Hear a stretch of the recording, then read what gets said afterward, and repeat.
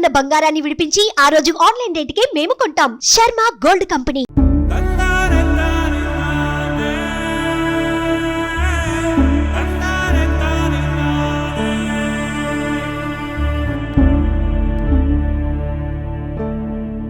దేవుడు ఆడే ఆటలో ఆ కుటుంబం ఓడిపోయింది.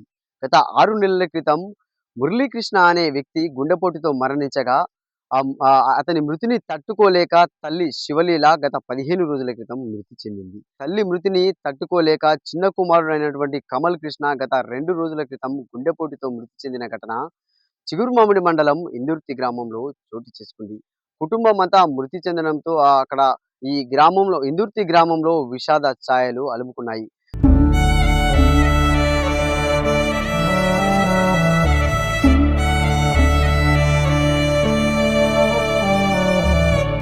15 రోజుల వ్యవధిలోనే తల్లి, కొడుకు మృతి చెందిన ఘటన ఇందుర్తిలో మాత్రం విషాదం నింపిందని చెప్పుకోవచ్చు. 6 నెలల క్రితము పెద్ద కుమారుడు చనిపోవడం జరిగింది. తర్వాత తల్లి 15 రోజుల క్రితం చనిపోవడం జరిగింది. తల్లి మృతిని కూడా తట్టుకోలేక చిన్న కుమారుడు గుండెపోటుతో మృతి చెందిన ఘటన ఇందుర్తి గ్రామంలో విషాదాన్ని నింపింది. ఆమె ఒక వైస్ ఎంపీపీగా కూడా సేవలను కూడా అందించడం అయితే జరిగింది. వాళ్ళ కుటుంబ సభ్యులు అయితే ఉన్నారు. అసలు ఎట్లా జరిగింది ఈ ఘటన అయితే వారితో మనం మాట్లాడించే ప్రయత్నం అయితే చేద్దాం.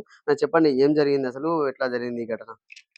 ఆమె పెద్ద కుమారుడు బుర్ర మురళీకృష్ణ కొద్ది రోజుల క్రితం అనారోగ్యంతో గుండెపోటుతో చనిపోవడం జరిగింది. ఆ బాధను తట్టుకోలేక ఈమె బుర్ర శివలీల గారు ఈమె పదే పదే తన కొడుకును గుర్తు చేసుకుంటూ ఆ బాధతోని అనారోగ్యం పాలైంది. హాస్పిటల్ తీసుకుపోయినా కూడా బతకలేదు, చనిపోవడం జరిగింది మొన్న. ఆమె చనిపోయినాక 15 రోజుల వరకే ఆమె చిన్న కుమారుడు రందితోని తల్లి చచ్చిపోయింది, అన్న చచ్చిపోయింది అనే బాధ భరించలేక తీవ్ర అనారోగ్యంతో గురి కావడం జరిగింది. అయిన తర్వాత ఈయనను కూడా హాస్పిటల్ తీసుకుపోవడం జరిగింది. ఆయన కూడా తట్టుకోలేక నిన్న గుండెపోటుతో మరణించడం జరిగింది. అంటే ఇప్పుడు ఆమె ఇప్పుడు వైస్ ఎంపీపీగా కూడా సేవలు అందించారు అంటున్నారు. ఏ సంవత్సరంలో ఆమె వైస్ ఎంపీపీగా సేవలు అందించారు? ఆమె ఇందుర్తికి ఎంపీటీసీగా గెలవడం జరిగింది. జడ్పీటీసీగా కూడా కంటెస్ట్ చేసింది. అప్పుడు ఎంపీటీసీగా గెలిచి చిగురుమామిడి మండల్ వైస్ ఎంపీపీగా పనిచేయడం జరిగింది. మరియు మార్కెట్ కమిటీ డైరెక్టర్ కూడా హుస్నాబాద్ చేయడం జరిగింది. ఇంకా అనేక కార్యక్రమాలు స్త్రీల కోసం కానీ ఉద్యమాలు చేయడం జరిగింది. రాష్ట్ర స్థాయిలో కూడా ఈమె మహిళా సమైక్య అధ్యక్షురాలుగా కూడా పనిచేయడం జరిగింది. సామాజిక కార్యక్రమాలు మరియు స్త్రీల కోసం కానీ సమాజంలో జరుగుతున్న అనేక సమస్యల మీద పోరాటం గత 25 సంవత్సరాలుగా చేసింది ఆమె.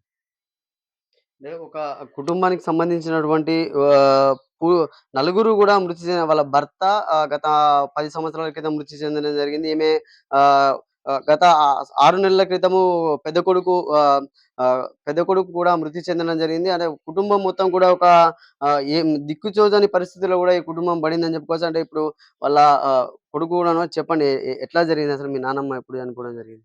నానమ్మ మన 13 డేస్ బ్యాక్ చనిపోయింది. తర్వాత బాబాయ్ చనిపోయిండు. నిన్న బాబాయ్ డాడీ ఒక 1 ఇయర్ క్రితం డాడీ చనిపోయిండు హార్ట్ అటాక్ తో. అంటే ఇప్పుడు ఎవరెవరు ఉంటారు మీ ఇంట్లో? అమ్మ, నేను, నానమ్మ, బాబాయ్. చాలా విషాదకరమైనటువంటి ఘటన. అంటే ఒకే కుటుంబానికి చెందిన వారు వరుసగా మృతి చెందడంతో ఇందుర్తి గ్రామంలో అయితే విషాద ఛాయలు అయితే అలుముకున్న ఆమె ప్రజాసేవలో కూడా ఎంతో మందికి మహిళలకు అందించే కార్యక్రమాల్లో కూడా ఆమె ముందుండేది. ప్రజాసేవలో కూడా ఆమె ముందుండేదని కూడా ఇక్కడ కుటుంబ సభ్యులు చెప్తున్న పరిస్థితి ఉంది. కెమెరామెన్ జగదీష్తో సతీష్, సుమన్ టీవీ, సిద్దిపేట.